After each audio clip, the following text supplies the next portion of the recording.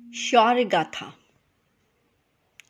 शौर्य गाथा इसके कवि महाकवि भूषण हैं। कविवर भूषण का जन्म कानपुर के तिकवापुर गांव में 1613 ईस्वी में हुआ था। आपके पिता दुर्गा के अनन्य भक्त थे। आपको भूषण की उपाधि चित्रकूट के महाराज रुद्र से प्राप्त हुई थी। आप मध्य युग के वीर रस के श्रेष्ठ कवि हैं। आपकी कविताओं में ओज के साथ साथ राष्ट्रीयता का स्वर भी है।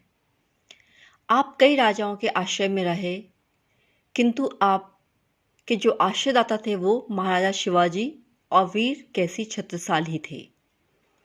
आपने अपनी कविताओं में छत्रपति शिवाजी और छत्रसाल की युद्ध वीरता, दानशीलता, दयालुता एवं धर्मपरायणता की कविताओं का में व्यापक वर्णन किया है।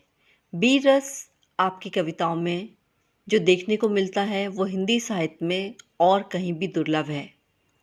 आपकी मुख्य रचनाएं हैं शिवाभूषण, शिवावानी, छत्रसाल दशक।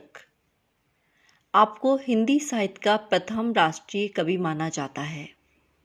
इस तरह के प्रश्न ऑब्जेक्टिव में वस्तुनिष्ठ में आते हैं। हिंदी साहित्य का प्रथम राष्ट्रीय कवि कौन है? तो भूषण को हिंदी साहित्य का प्रथम राष्ट्रीय कवि माना जाता है।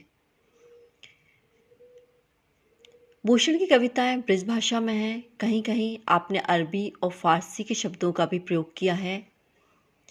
रीतिकालीन कवियों में मुख्य रूप से आपने कविताओं में वीर रस को आधार बनाया और अपना विशिष्ट स्थान दिया। भूषण की उपाधि आपको प्राप्त हुई थी। किसके द्वारा? भूषण की उपाधि आपको चित्रकूट के महाराजा रुद्र के द्वारा प्राप्त हुई थी। वस्तुनिष्ठ प्रश्नों में इस तरह के प्रश्न पूछे जाते हैं।